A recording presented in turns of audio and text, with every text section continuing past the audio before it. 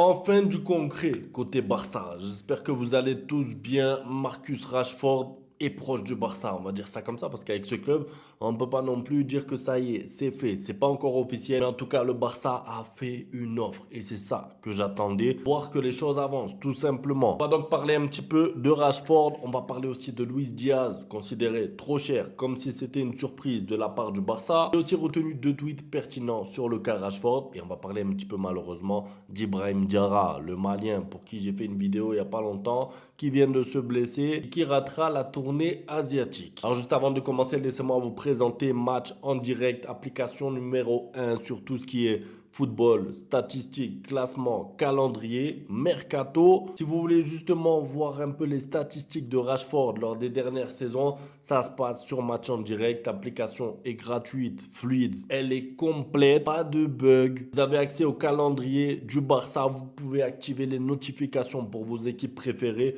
que ce soit club, sélection, suivre les qualifications de la Coupe du Monde. Absolument tout y est sur l'application. Le meilleur buteur, le meilleur passeur, plein de statistiques. Téléchargez l'application. Au passage, ça me soutient quand vous la téléchargez. Le lien est dans la description. Merci à tous ceux qui le feront. Et n'oubliez pas d'activer les cloches pour le Barça sur l'application pour suivre votre club tout au long de la saison. Alors, enfin, le Barça a envoyé ce matin une offre officielle à Manchester United pour Marcus Rashford. L'accord est en pleine phase de négociation et a également été approuvé par Hansi Flick. Il a fallu attendre donc le 19 juillet pour voir le Barça enfin faire une offre, pour enfin avancer de manière concrète. On sait que Rashford suit le Barça, on sait que lui, il like tous les postes des joueurs du Barça, on sait qu'il a envie de rejoindre Barcelone, mais on attendait ça, on attendait que le Barça fasse un geste, fasse un mouvement, fasse une offre, que ce soit même une offre trop basse, qui ensuite va être refusée pour que le Barça puisse faire une autre offre. Moi j'attendais quelque chose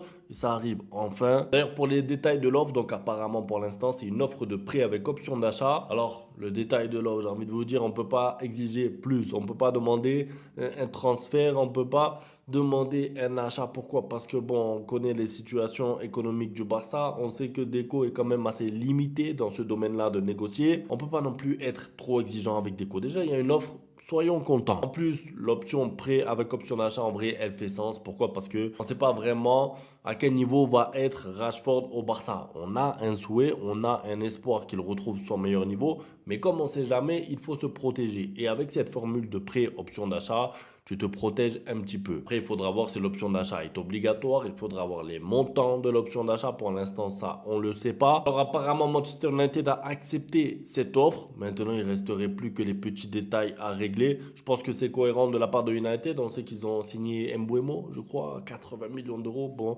Manchester United n'a pas les mêmes problèmes d'argent que le Barça, je vais vous dire. Parce que mettre 80 millions d'euros sur des attaquants, moyen plus, même s'il est bon, mais voilà, c'est 80 millions, c'est super cher. Je pense qu'ils ont tout intérêt du coup à trouver une porte de sortie assez rapidement pour Rashford et je pense qu'il n'y a pas mieux en ce moment que le Barça pour eux parce que du coup tu évites la concurrence. L'année dernière, on le sait, Rashford à Aston Villa, ils affrontaient United. Là cette année, je crois que Manchester n'est même pas en Ligue des Champions. Donc tu prêtes Rashford à un club qui n'est pas ton concurrent direct ni sur le plan européen ni sur le plan Première Ligue. Donc côté Manchester, ça fait sens et côté Barça aussi. J'ai retenu un tweet qui pour moi est pertinent puisque ça réunit un petit peu les arguments que je donne souvent pour Rashford. C'est un joueur de foot, la Coupe du Monde est dans un an, il va dans un grand club et joue toutes les grandes compétitions. Il est à l'âge de la maturité, il sait qu'il doit tout donner la saison prochaine, sinon sa carrière est déjà morte. Ça peut être soit très impressionnant, soit très décevant.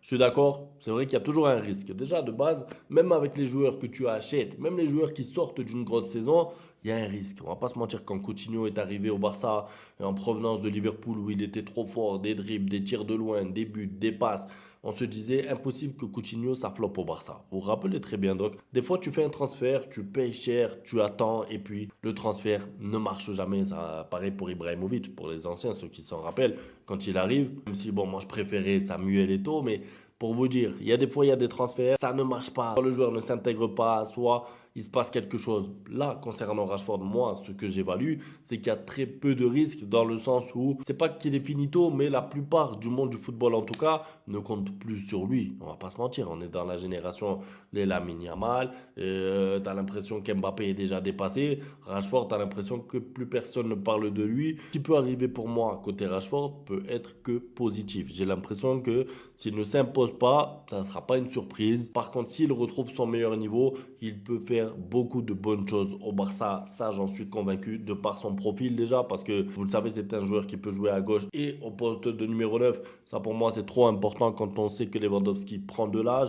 Oui, Ferran Torres peut dépanner au poste de numéro 9. Dani Olmo peut dépanner aussi en tant que faux numéro 9.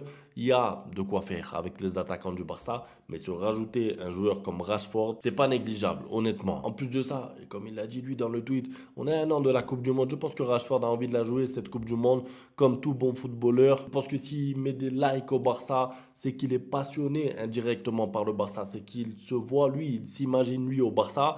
Je ne le vois pas arriver au Barça et ne pas faire les efforts. Après, peut-être qu'il fera les efforts, peut-être qu'il donnera tout, peut-être qu'il s'entraînera dur et peut-être qu'ensuite sur le terrain, ça ne marchera pas. On l'a vu avec Ansu Fati par exemple. De temps en temps, tu as un blocage mental. Tu peux t'entraîner, faire des pré-saisons, des préparations physiques. Et de temps en temps, ensuite sur le terrain, ça ne fonctionne pas. Mais pour Rashford, je suis confiant parce que le potentiel, le talent est là. S'il rajoute à ça envie et travail avec Hansi Flick, je suis positif. Autre chose maintenant qui m'a fait rire. Honnêtement, quand je l'ai vu, je me suis dit c'est une blague.